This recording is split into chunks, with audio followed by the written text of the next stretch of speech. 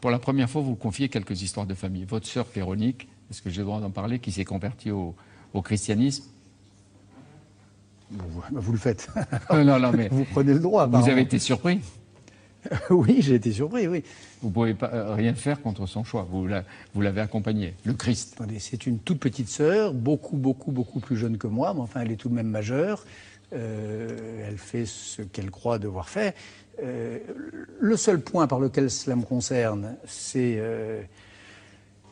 D'abord, il y a des questions Moi, je suis je suis juif et très profondément juif, et mon judaïsme, c'est une manière d'être fidèle à une certaine transmission. Donc, et universalité aussi. Oui, mais transmission, universalité, ça va de soi. Ça, voilà. D'accord. Mais donc, je ne peux pas m'empêcher de penser qu'en faisant ça, elle rompt une chaîne de transmission. Peut-être, elle contribue à la rompre.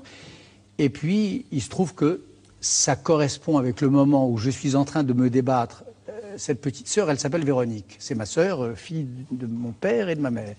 Elle s'appelle Véronique. Et j'apprends sa conversion au moment où je suis en train de courir les musées de France et d'Europe à la recherche de portraits de Véronique, les Véroniques, c'est-à-dire ces jeunes juives présentes à la 6e station du calvaire du Christ, lui tendant un linge et voyant son visage, l'essuyant et voyant le visage christique s'imprimer sur ce linge.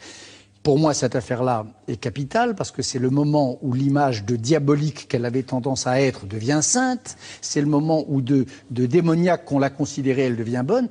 Et puis j'apprends cette nouvelle, dans mon effet personnel, qui me tombe dessus un peu comme la foudre. Ouais, Véronique Lévy comprend peut-être mieux aujourd'hui le judaïsme et les juifs. Bon.